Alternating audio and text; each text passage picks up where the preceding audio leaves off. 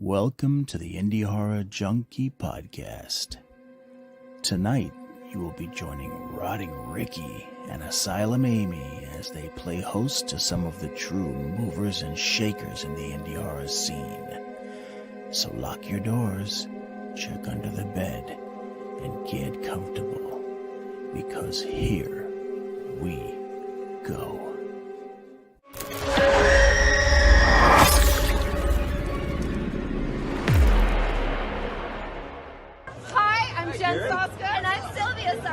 And we're the Saska Sisters. And this is Indie Horror Junkie!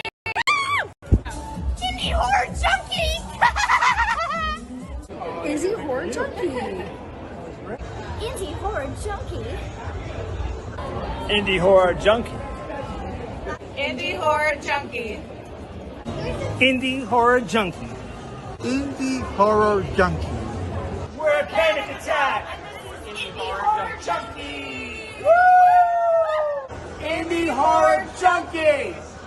Indie Horror Junkie!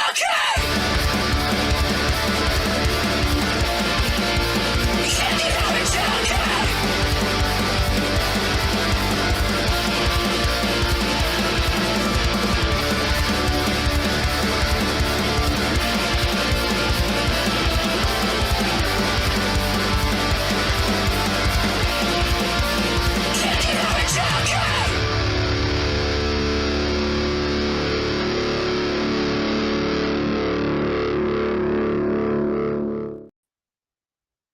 Good evening, Junkies.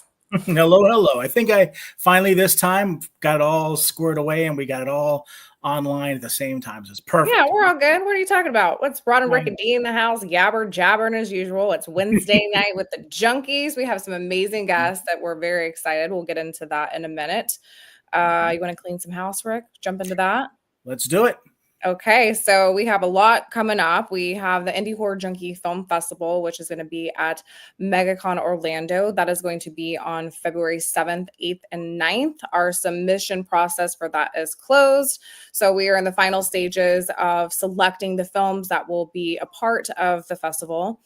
So if you submitted an Indie Horror Junkie feature film, short film, thank you. We've had so much watching them with our team of judges, and we're excited for that event. So if you're in the Orlando area or want to travel down and see the Junkies, we'll be there again in Orlando, February 7th, 8th, and 9th. As far as the magazines go, we currently have available issue number 12, which features Stream on the cover. And actually got a beautiful little magazine right here. Look at that view. Yay. And coming up on Friday the 13th, we are dropping issue number 13, featuring Terrifier 3. So we're super excited about this. We got to really get into some details with the producer of this, the executive producer, Phil Falcone, and we have a really nice article just all about their franchise and, how long that they have been, aiming towards number 3 and now going into number 4 and all the boundaries that they've pushed and broken for the indie horror genre community. So we're excited to feature them. Also, our guest on the show, who we'll get to in a minute, are also going to be in that issue of the magazine. So you definitely want to check it out. Available Friday, available in both print and PDF. So head over to indiehorrorjunkie.com to get your issue. What else do we got? We have Sir Henry's Haunted Christmas. So you guys know we love to go to Sir Henry's Haunted Trail. They do Christmas, they do Halloween, they even do Valentine's. So they have their select dates coming up this weekend. What they have left is the 13th, 14th, and 15th. And you'll want to head over to sirhenrysHauntedTrail.com to get your tickets. It's tickets online only, and they will sell out. They have 2 haunted trails, a haunted Christmas hayride, an escape game, and a laser tag. It's always a good fun. They have great vendors, and the weather's been really nice. So definitely check it out. We also have coming up in January, the 19th, Tampa Bay Screams. So this will be an event that you'll see the Junkies at. This time it's going to be at OCC in Clearwater. So we've got some great guests coming to this. So thank you, Tampa Bay Screams, for having the Junkies there. You can come hang out, take pictures, talk movies. We'll have the merch, the magazines, the shirts, you name it. And speaking of issue number 13, one of the stores that carries our magazine, Scarecrow's Halloween, is having a big event this weekend with Damian Howard Thornton, who plays Art the Clown in Terrifier 3, Damian Leone, who is the creator of the franchise, and I believe even the producers from Fuzz on the Lens of this movie, Michael Levy and his brother Jason Levy, are going to make an appearance there as well. They're going to have our magazines on hand, so if you guys are in the area, it may have sold out, but you can still head over to Scarecrow's and check them out. Our guest tonight. We have some great guests. If you guys love 80s horror like we do, we have from the original Mutilator, Bud Cooper, writer, director, producer, incredibly fun slasher 1984 80s horror film. And we have some of the original cast here with him tonight, Bill Hitchcock and Ruth Martinez. And they are now punching out Mutilator 2. So all these years later, we're still talking about it. We have Carl Grasso, who is going to be in Mutilator 2, along with Bill and Ruth. So we have a mix of the original cast, and we've got a newbie. We're so excited to jump in and hear about this and talk everything indie horror with them, talk about practical special effects. But before we bring them on, let's check out the trailer for the upcoming Mutilator 2. 2 days of R&R at the beach.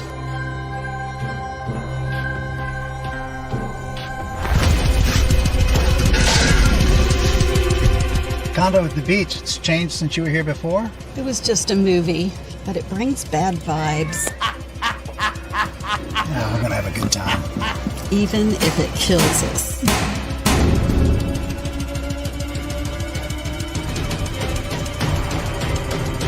Are you the killer from the last movie they made? Begin. We are fortunate to be attending by special invitation only the Rap Party / Horror Fest, our favorite slasher, The Mutilator. There appears to have been a murder. I need to talk to your people, one-on-one. Am I a suspect? Everybody's a suspect. That guy talk to you yet? The cop? Cover for me, please. Just keep my name out of this. Come on. We want to have a private party. Yeah. Come with us. Who's there? Oh, Ed, look, just in time for the big finish.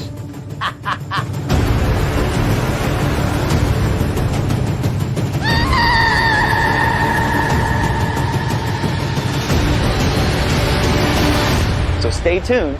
It'll be coming soon to a theater near you.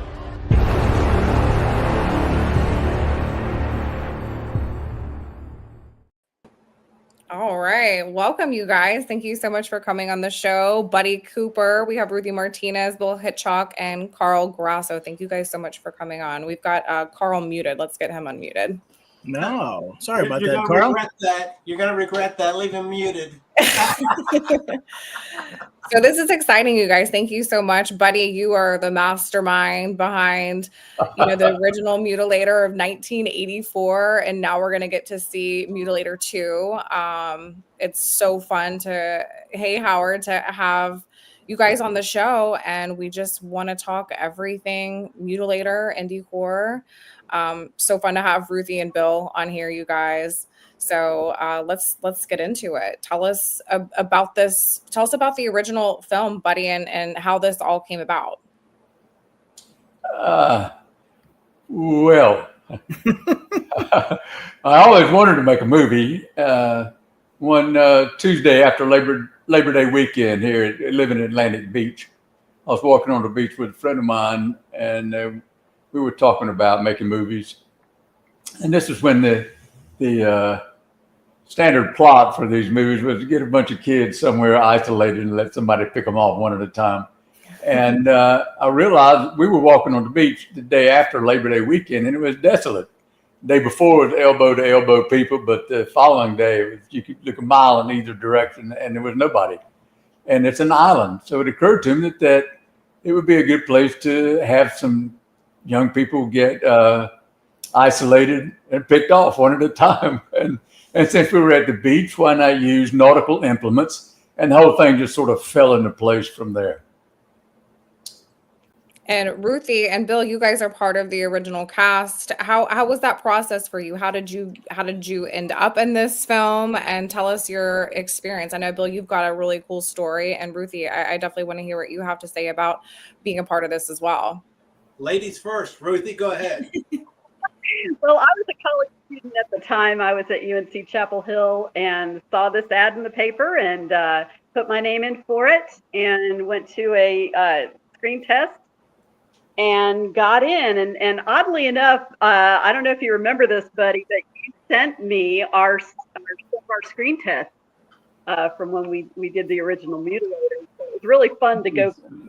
It's on VHS tape, right? Remember those days? Ruthie, did you have any previous acting experience, or you just was like, hey, I want to try this out? I had gotten into theater when I was about 15 and started realizing, hey, I might be able to do this. So I was studying theater and biology, oddly enough. And I ended up getting my master's eventually. And I studied theater in biology or theater? In theater. That's amazing. I love that the casting call was in the newspaper. Yes. For me, it was an accident. My mother lived in Atlantic Beach, and she was the bar manager of a restaurant. And at the time, the year-round population of Atlantic Beach was in the hundreds, not thousands, not tens of thousands, hundreds.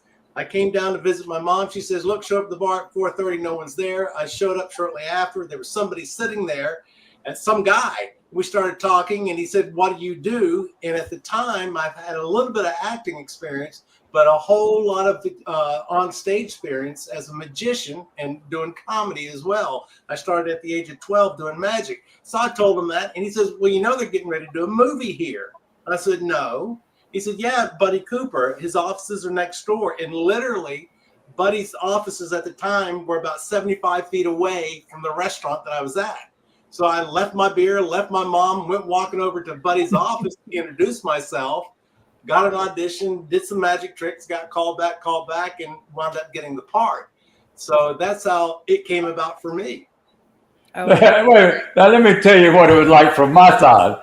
I was sitting in my office with Ben Moore, who was he was an important part of Mutilator 1. He's no longer with us. But all the roles had been cast except for Ralph. And we were lamenting the fact that we didn't have a Ralph. This woman worked in my office, came in and said, buddy, there's a guy out front wants to be in your movie. I said, well, send him in. And in walked Bill Hitchcock, who was a practicing stage magician and had the patter of a magician. I happened to have a deck of cards on my desk. I tossed it to him. I said, show us some stuff. He made those cards walk and talk. I mean, he was doing stuff. You couldn't possibly keep up with it. And he was talking his patter the whole time, and he was entertaining. And I turned to Ben. I said, Ben, that is Ralph. And it was. It was perfect. I said, you're in. You're on. That sounds like a match made in heaven right there. I mean, those things just don't happen, you know. Yeah, that's why I love to hear these stories. Like, how did you get involved? Because sometimes it's just simple, casting, and sometimes it's just the right place, the right time, and being vulnerable and putting yourself out there to make those connections, That was it. Very cool. And then for Mutilator 2, how did you get involved, Carl? I answered an ad in backstage for another part. I think a bigger part or one of the leads. And Buddy actually emailed me and said, let's have a video chat. I want you for something else. I'm like, oh, okay. Well, director is. Now I got burned on not burned physically, but pretty much, dissuaded from a movie I was just in. And I was like, all right, fine, I'll meet with this guy. Maybe he's got this giant ego. What is he? All right. Hopefully it's not something bad. And I'm like, what's a mutilator? I don't know what that is. And then I talked to him for 20 minutes, and I love the guy. And he told me about my character. And I play like a Harvey Weinstein type. And what happens to him, I left for about 10 minutes, and I'm like, I'm in. I have to be in this movie. Who knows if he was a real director? It could have been just like a movie in his backyard, and he's going to watch it every Thanksgiving or something. But I'm like, with that premise in mind, with my character, I'm like, I have to do this movie. So And there you have it. Yeah. So funny, guys.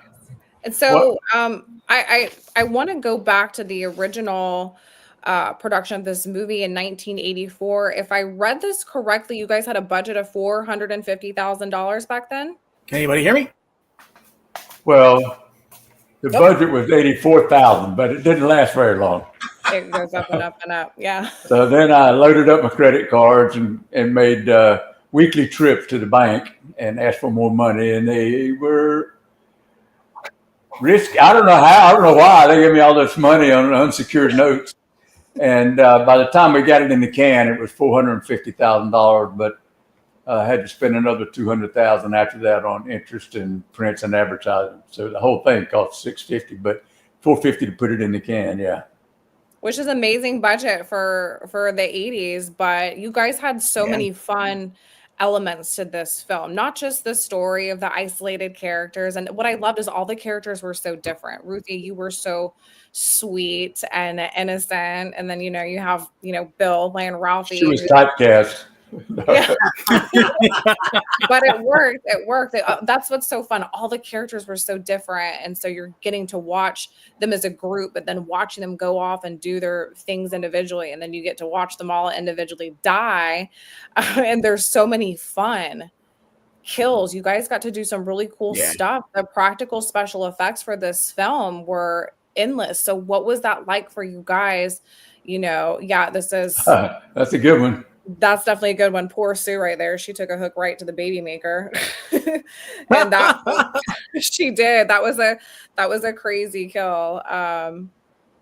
We have the decapitated cop right there. That was a cool scene to watch because all the blood's spurting out of his neck, and there you go, a knife right through the face. We call that the deputy decap. Decap?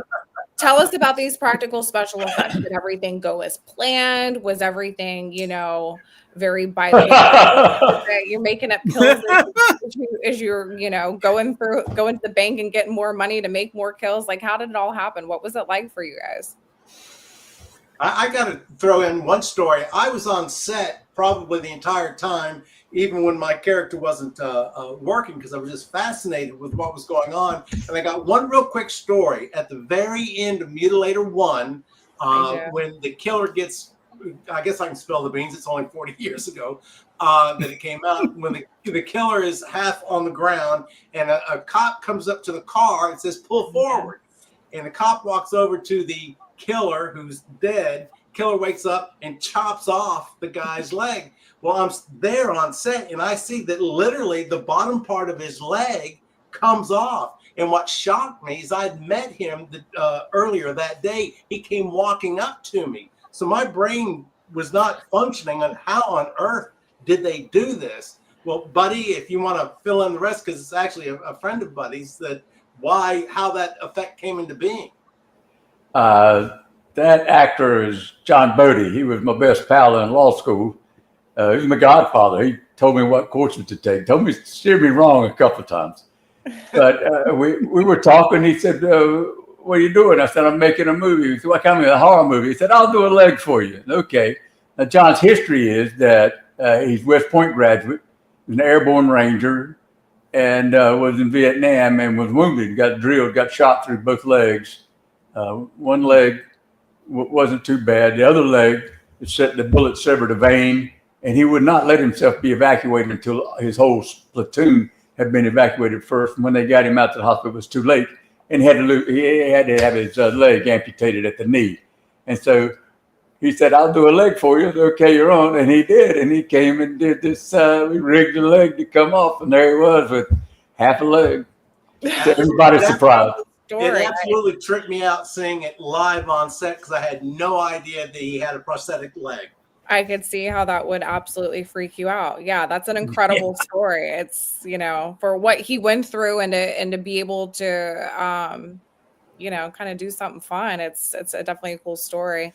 I never would have known that. I've never read that or heard that about that scene or that character or that kill. So thank you for sharing that. That's very interesting. Yeah. One other thing I do want to interject, the killer, Jack Chatham, and Ruthie knows Jack. Matter of fact, me and Ruthie saw Jack about a month or so ago. He's 95, 96 years old now, but he is the nicest man you can ever meet. And again, my brain locks because he's the killer. And I avoided him on set for that very reason. I had to maintain killer, but I knew if I was around him, he was just the sweetest, most charming guy on the face of the planet. Which is completely opposite of his presence on camera. Like, he really has a very scary face and presence and demeanor about him. So sounds like he's the opposite. He's a sweet guy, high school teacher, was a basketball coach. Yeah. Yeah. Just a sweet guy. And we're getting ready to start the movie. He asked me for some direction. And he said, what is this guy like? Tell me, what do I do? I said, Jack, he is one mean son of a bitch. And that's all the instruction. The rest of it is pure Jack Chatham, the whole character development.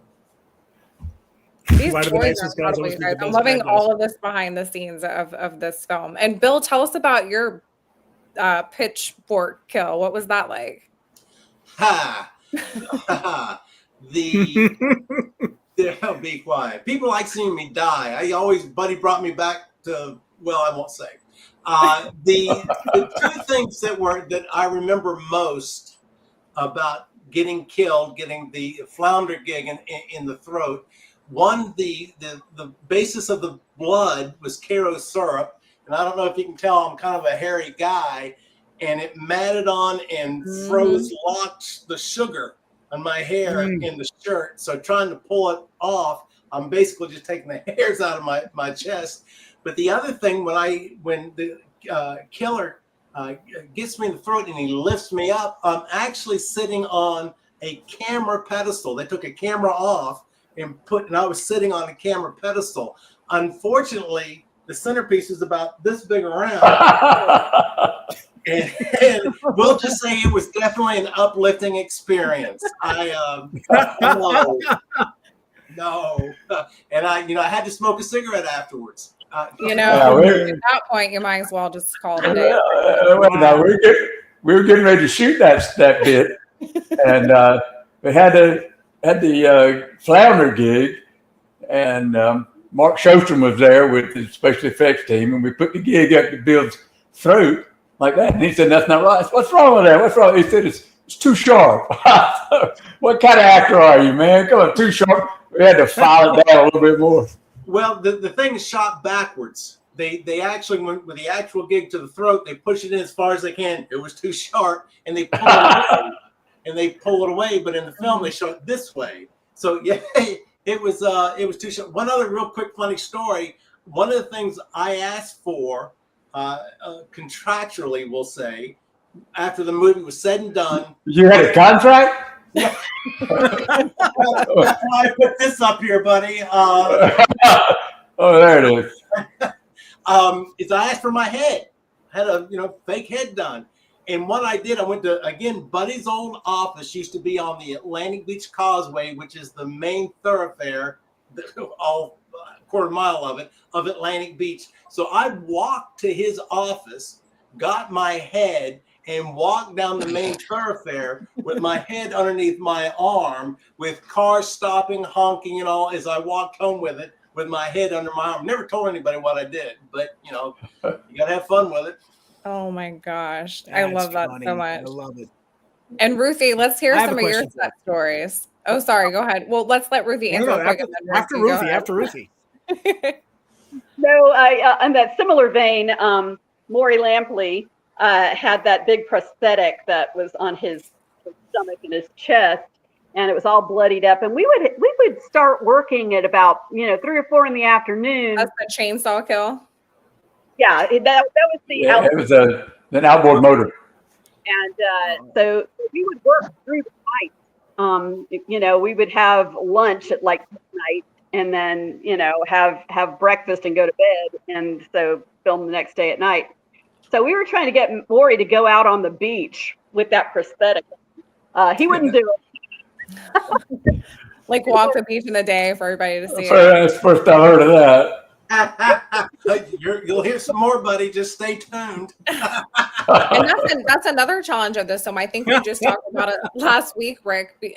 Filming at night that's not easy to do because it's a whole flip schedule. So your body has to adjust. And then by the time you adjust and you go back to real life, you're all whacked out. So I filmed a feature last year, and we filmed Dunedin, Florida, close to the beach. And we stayed at this motel. We actually lived there for 12 days. We filmed 10 days with 1 day off, but it was all night shoots, and we had tons of practical special effects and blood. And so we'd film all night and then wrap at 5 or 6 in the morning. And I was one of the producers on it. So everybody else would be wrapped. And me and the other producers were out there scrubbing the blood off of, like making sure we clean up our mess and leave it nice and be respectful before you go to bed and wake up and do it again the next day. But that's a big challenge is filming night shoots. One of the challenges is just sleep, along with the lighting and everything else. One of the things I found, by the way, in Mutilator 2, I had a small part as an actor, but my full-time job was property master. And I found that when you're doing it staying up overnight continuously, that's all the time. I guess that's what continuously means, that it's a lot easier than like what Ruthie would come in for 2, 3, 4 days, go away for a week or two, come back for 2, 3, 4 days or nights, then leave. So that would be, I would assume, Ruthie, you can speak to that, a lot more difficult than if you're just doing it all of the time. Another thing you have to consider with night shooting is sunrise. You have to get it done before. Yeah, that was a problem for us a couple of times. Yep. Gosh, I was going to say something about Carl. What in the world? It slipped my mind. Were you there? Was it sunrise? Oh, I'm a vampire. That's what it was. Yeah, I had to get back in my coffin before. Well, actually, all right. So quickly, I'll say it. One of the best stories I had filming M2 was actually with Ruthie and Bill together, because at a certain point I had a special gag that we had to rig up where something had to come off me, and Bill came up with something really clever and was like making sure that like my costume was okay, and Buddy was like over their shoulder, and I'm like, wow, this is crazy. It's like I got like John Carpenter, Jamie Lee Curtis, and Donald Pleasance right there. Like, nobody has this. This is crazy. I got just 2 stars from the first movie and the director making sure that I was okay for the scene. You absolutely lucked out with that role. You 1000% are so lucky, and I know that you feel that on set, and what an honor and such a fun experience to get to be a part of the second of these guys and carry on that story and that legacy. That's really cool. Oh, I love it. It's like this. I got this. Yeah. One reviewer who spoke highly of all of the talent and played him well-deserved comments finished his review by saying, so-and-so is good, so-and-so is good, but that Carl Grasso stole the show. And he really does. He really does. And we're back up to Bill being, okay, that's enough out of you. We can back up to Bill being the property manager. There's one of the characters smokes marijuana cigarettes in the movie, and Bill got, I don't know where you got the stuff, some phony marijuana. You get it from a prop house, I guess. Yep. And then had an assistant, Abby Rose, who through her life had acquired the ability to roll a cigarette. And Bill had, this stuff looked like real stuff, I'm told. In a baggie, there were some crumbs of stuff and 5 or 6 prop marijuana cigarettes, because you had to keep switching the props. And it was time for another cigarette. We looked around and the baggie was gone. They were so realistic. Somebody stole the baggie of artificial marijuana cigarettes. Yeah, what did they get a surprise? They look like the real thing. Yeah, it would have been fun to watch them light one of those up. That's right. Try to see what happens. And I want to bounce back to Ruthie, because you were telling some of your experiences on set. Well, I just wanted to say that both movies had such a camaraderie, because we stayed at the Oceana Motel for the filming of both of those. And, especially on M1, it was such a small group. We're all still friends, and it's just, we got to know each other really well, and that it felt the same way on M2. You know, usually on a lot of these movies, people kind of come and go a lot, but we were able to kind of get to know one another and spend a lot of time together. So they were a lot of fun, and I think you could feel that when you see both films. Yeah, we can't wait to see it. That was going to be one of my questions is, you know, like how often do you guys get to keep in touch or phone call or email or see each other, you know?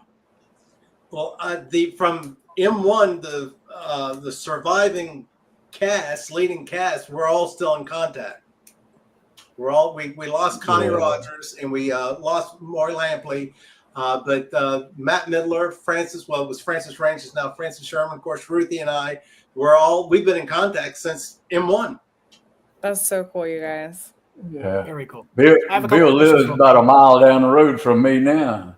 Yep. Oh, nice. I live in Atlanta. I'm in frequent contact with Carl.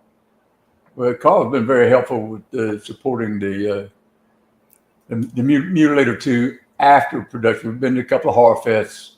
He's helped work the table, sign autographs. A couple. Yeah, And, that's exactly what you guys need to be doing is taking this to the horror conventions and spreading the word about it. So we were just at Fright Fest UK, actually. Yeah. Oh, wow. London. Yeah. Okay. Which we had a great reception there. Like we just gave posters away and they just wanted pictures with us and it was crazy. It was just like, wait, you're Buddy Cooper. They were all excited with Buddy. And actually, Ruthie and Bill, they were actually asking about you guys too. I'm not trying to be funny. They actually were asking Oh, questions. I believe it. Indie horror is huge in the UK. I mean, No, I think it's bigger there than it is here. Oh, okay. Quick story. So Buddy and I were sightseeing with his son and his daughter, and we were at the Winston Churchill Museum. So we actually finished the museum and we walked through the gift shop, and somebody asked me, "Excuse me, sir, can I see your cap, sir?" And I had the Mutilator 2, the logo behind me on it. And the guy's like, "Yeah, I wasn't aware that there was a sequel," and I started telling him about it. And I'm like, "Do you want to meet the director?" So I'm like, "Come here," and I grabbed Buddy, and I think we kind of made the guy's day. Yeah, you probably blew his mind. That's not an everyday opportunity that you get. He was a huge fan of the first movie, and this was right in the middle of London. That's so cool. Bill and Matt and I went to an event called Camp Blood. When was that? Last year? It was 2 years ago. 2 years ago. But boy, was that fun. That was so fun. Well, we've got some horror conventions down here in Florida, so we got to get you down here so we can meet you guys and hang out at the con. We're on a plane right now. All things Mutilator. So you're in Florida? We're on a plane right now. Huh? All right. We're on a plane right now. We're going right now. Sorry. I don't know why I couldn't hear it. Yeah, no, there's a few. I can give you guys and tell you what the big ones are, and they have them several times a year, but there's some really good horror conventions down here in the area that would love to see you guys there. Carl was joking, but I will be on a plane Sunday. I've had some eye surgery done recently, and I go back to Miami for my final post-op exam. So you are hitting the Florida Monday. Well, hopefully the weather will be nice for you. It's actually been a little bit like a cold front here and there, and by cold, like if it anywhere between 40 and 60 is cold for us, but hopefully the weather will be nice. Yeah, well, I'm expecting another afternoon shower. Yeah, that's every day. At least you dodged the hurricanes; those weren't fun. Yeah, we get our fair share up here. We're on the coast right here in Atlantic Beach. Oh man! So tell us about some of the cast and crew for Mutilator 2 that you guys got to work with. I mean, you got three of them right there, four counting me. I did a small cameo. People ask about that. The trailer. The purpose of that cameo, the sole purpose of that cameo, was to get my cap shown on the movie. My cap, in case you didn't notice, is the crew cap from the Nostromo, the cargo ship in Alien, which is my favorite horror movie. Huh?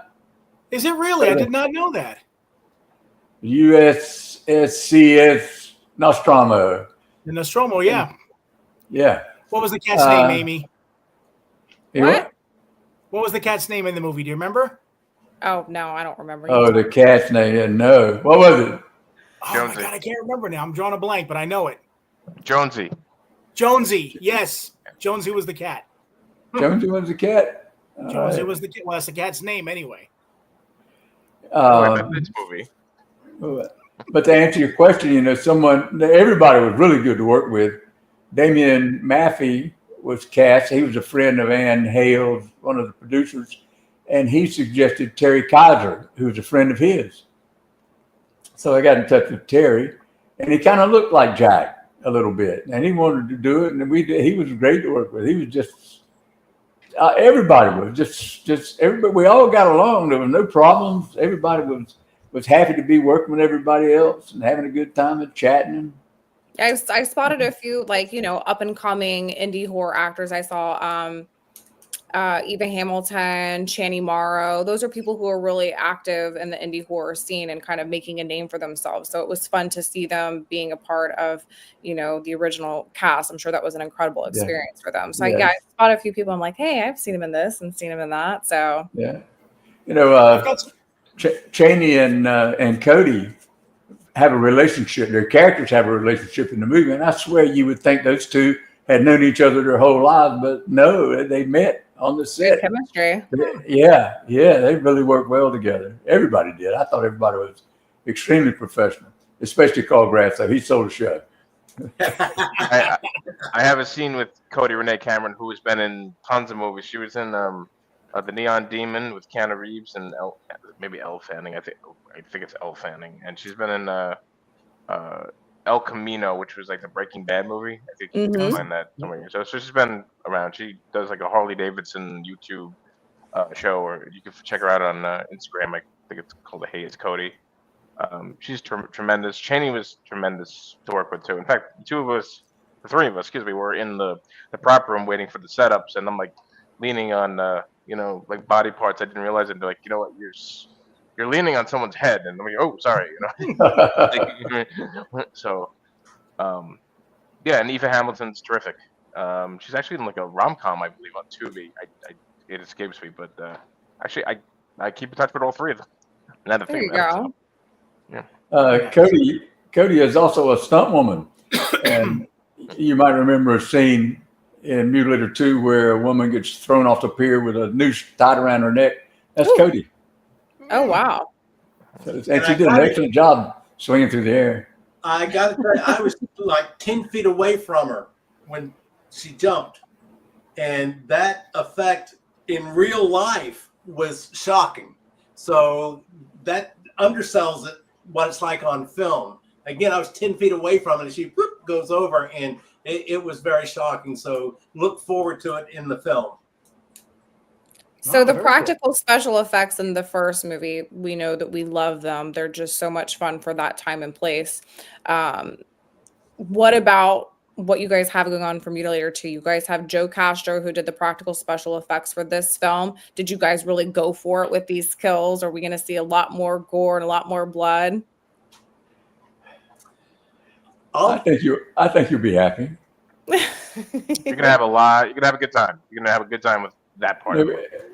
If we go back to Mutilator 1 for just a minute, Mark Shostrom was a fan of Dick Smith, one of the best special effects guys ever. And Mark was driving across from L.A. and he stopped by to visit with his idol Dick Smith in the Midwest somewhere, maybe Wisconsin, I can't remember where. But he asked him for his movie blood recipe, and Dick Smith gave it to him. And the movie blood we used in Mutilator 1 was made with the Dick Smith movie blood recipe. And we used a lot of it. Yeah. That's so fun. It looked good, yeah. One of the things to look forward to with Mutilator 2 is basically Mutilator 1 was focused around 6 college students. In M2, it's focused around a lot more people. So there's a lot more kills in a lot more diverse and interesting ways. So if you liked M1, multiply it by 2. I just thought about that. That's kind of cute. Multiply it by 2 at least. And for Mutilator 2, it's really exceptional. Well, the horror fans are going to love that. Yeah. So far they have. Oh, they love it. Excellent. They love it. Yeah. And how many days did you guys shoot I'm sorry, Rick, you go ahead. I just keep yabbing. I'm so excited. I was going to say, I've got all these pictures here from Mutilator 2 I wanted to show. to see Throw if we them can up. Let's talk identify about it. it. Yeah, let me bring up some of these pictures and have you guys let us know what's going on, okay? Okay. Oh, I got something in my eye. See, we're still using all the nautical elements in these kills. Yeah. And who is this and what's going on here?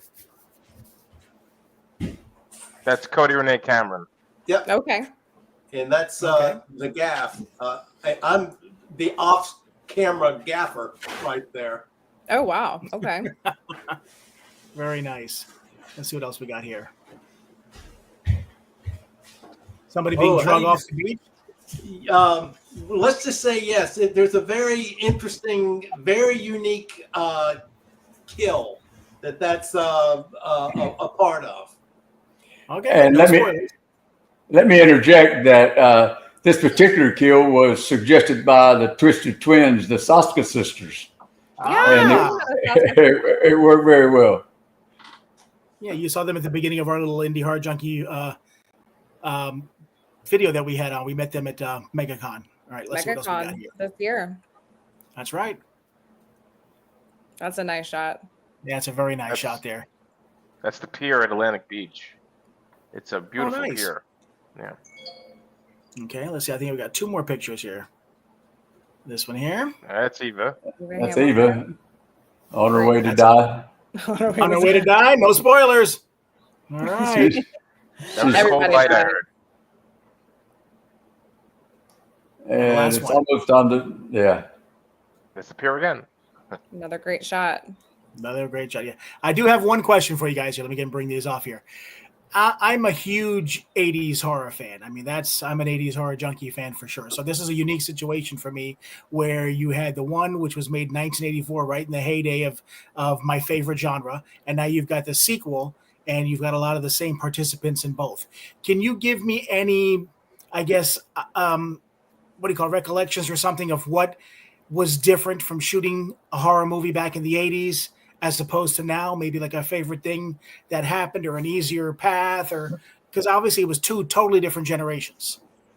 I will say, from the actor's point of view, going from incandescent lighting and how bulky and cumbersome a lot of the lighting had to be back in the 80s versus now, it's just lighter. You've got LEDs and they're easier to move and they're easier to set up. And we were shooting digitally, I guess, on Mutilator 2, it was on film, and Mutilator 1. So as an actor, we would not only be there for our scenes, we had to be there while they were setting up all the cinematography and making sure the light and making sure the lighting hit us right. So sometimes, you were pretty tired by the time it actually got to the shot. Whereas on M2, it just seems like those setups much easier to do, and the whole process was a lot quicker. And I'm sure Buddy can speak to that. Yeah, it was, and they set up a monitor for me to watch every shot, and so it didn't shoot for a day and then send the film off. 2 or 3 days later, get it back and see what you got. It was right there. You're watching it as it happened. It was more expensive than the first one. I remember that. Buddy, I don't remember with Mutilator 1. I just remember one camera and having to reset for reverse shots, or maybe I'm getting mixed up with another project. But of course, with Mutilator 2, we had 2 cameras, so we could do 2 angles at the same time as opposed to doing 2. Moves a lot quicker. We had 2 cameras at Mutilator 1. I'm not sure that we put both of them in service at the same time, but we had 2 cameras on the set. I like my hat. Nobody said anything about my hat. I sneaked away and got it. Oh, I'm looking at it. I'm like, I gotta get on the website and order some merch from you guys. I gotta get the posters, hats. Yes. You got shirts. Just let me have a mailing address. I'll take care of you. No. We got a store for you. Nice. Well, another question I had here for you. Let's go ahead and bring up this comment here, and this will lead into my question. Here we go. Is there any thought to a Mutilator 3? Is there anything in the works or anything we can chat about? I would love to do one. Here we go. Sign us all up. We're there. Yes, we're there. Carl had an idea for Mutilator 3. I would like to get Mutilator 2 paid for first, and then we can jump right into Mutilator back 2. and forth to the bank again. Sell the hats. In that vein, I am presently talking with 2 distributors, both of whom want to distribute the picture, and one's forte is domestic, the other's forte is foreign. I'm hoping that we can all agree that one will do domestic and one will do foreign, but we're talking to it. So it's going to be coming out soon, and we'll get a little money coming in, So help make exciting. another one. There you go. Have you guys had a premiere yet? Any what? Have you guys had an actual premiere of the film as of yet, or no? We've had a few. Yeah, well, yeah. The premiere, we premiered it at Joe Bob Briggs Jamboree in Las Vegas, October, a year ago, I guess. Nice. And then we did Fright Fest was an international premiere. And Gettysburg, we had Creature Feature Weekend in Pennsylvania before then. Yep. And then we just had it at Atlantic Beach. Atlantic Beach. Kenny Cafferton On-Set Cinema screened it in Atlantic Beach for the North Carolina premiere. It was packed, and the people loved it. They mobbed the signing table, bought all our stuff, sold out of T-shirts and caps. But everybody had a really good time. I love that so much. I would have been there in line, I'm telling you. I want to go back to a question. It's for both films. How many days did you film The Mutilator, and how many days did it take to film Mutilator 2? We shot for 29 days on Mutilator. And I asked Jeff, the producer who was scheduling things, give me 29 days for Mutilator 2. He said, no, it's cost too much. We can do it in 25. So I want 29. 25, maybe 26. But another 2 or 3 days would have added some comfort. And next year, if I tell Jeff I want 29 days, I want 29 days, damn it. Give the guy 29 days. I remember the last day of shooting, and yes, that sun was coming up. It was a long day. We got most of it, not everything. I remember, what's her name? First AD. She said it was late. It was 4 or 5 o'clock. She said, "That's it. We got to move on. We got to go. That's all we got." And I said, "Okay." That was the end of it. We're through. Yep. Gotta love indie filmmaking. Well, one thing I want to make sure. One point I wanted to make during this presentation about both Mutilator 1 and Mutilator 2. Naomi Wildermouth. Do I? Naomi, the first AD. Naomi, if you remember. Yeah. Is that we had really ideal working conditions, and especially considering these were independent films. We had accommodations, food, everything was taken care of. Everybody got along together in M1 and in M2, which is really an odd thing, especially when you consider, you got 40, 50, 60 people and everybody really getting together, working well together. So I want to get that point across, that those are really the 2 most significant things for me personally about working with both of these projects. And, kudos to Buddy, because he was responsible for all of that. Yeah, Well, absolutely. thank you. I was going to say that's a big, toast to you, Buddy, for creating that kind of set environment. That's something that's very important to Rick and I with our production, our productions down here in Florida that is our number one priority, is the culture of the set. I mean, down to like when they're signing that contract, we have a list of like, this is what your expectations, and this is how you will behave, and this is what will not be tolerated, because there has to be a level of respect. And I think what you guys established in the first one carried over to the second one. And I think people wanted to, number one, you have this fan base now, like these cult followers of the film. And I think anybody who got to be a part of Mutilator 2, it was an honor for them, and they wanted to uphold that respect, and they were grateful to be there. But you guys set the tone for that. So that says a lot about everybody here, Yeah, a lot of the talent in Mutilator 2 said just that. Ryan James, who played Zine, the online guy the whole time, it was Caulfield, Zine was my favorite character. Not necessarily my favorite actor, but my favorite character. And Ryan did a wonderful. He came up when he came on the set first. He got me corner, started talking about the Mutilator and what he'd done, and he had the screenplay. He memorized all his lines. He was gung ho. He just tore it up afterward. Just I said, wait a minute, I got to go somewhere. Give me a minute, calm down. But he was excited, as were many of the other actors, excited and pleased to be in Mutilator 2. Good, great, welcome aboard. Everybody did a good job. That's amazing. It's humbling to get to be on set with people like yourselves, that you guys are like the OGs of the indie horror genre. I got to be a part of a film this year. I went out to Kentucky and filmed twice. And there were some, well-named independent horror icons that were a part of it, that I was just like, what an honor after all these years, to the people that you grew up watching, that you get to go and work with them. It's surreal, and it's humbling, and it's fun. And, it's, that's why we work so hard, is for those experiences, Mm-hmm. I have a question for you here from somebody watching the show right now. Here's a good question for you. Was there something you had to cut out of either film, but you wanted to leave it in? Well, there were some parts. There were some things in the Mutilator that other people wanted me to cut out. The MPAA, for example.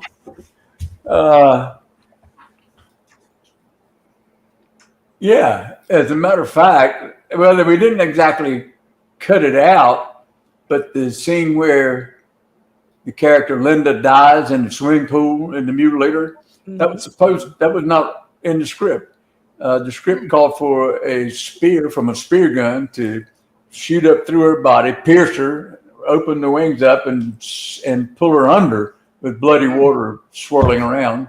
And we were sitting on the deck, some of us waiting for the special effects team to come, and we were watching our clocks, and the sun was about to come up. It was a night shot. We were worried about it. I was particularly worried about it. And after a while, the special effects crew came up, hat in hand, and said, "We can't make it work." I said, "What do you mean we can't make it work? We got cast and crew over here standing by. What do you mean?" He said, "We can't make it work. What are we going to do?" And the sun's coming up in another 20, 30 minutes. I said, "Well, fuck it, we just drown her." And I said, that's what we did. We went and drowned her.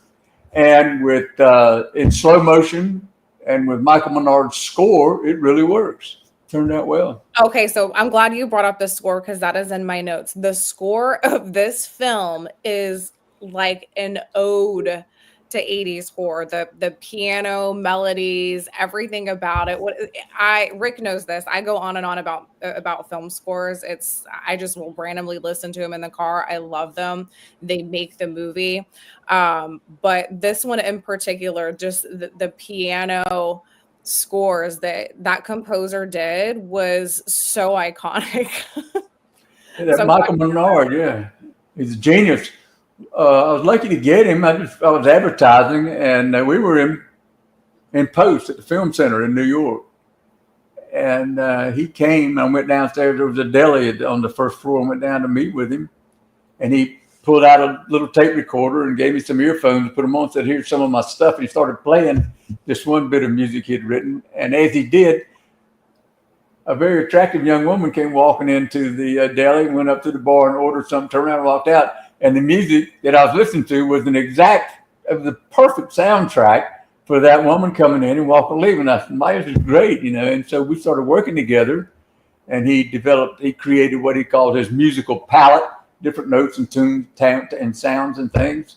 And we worked together. He was living in New York City, and he was really good to work with. He's a musical genius, and he did it. He just really did it.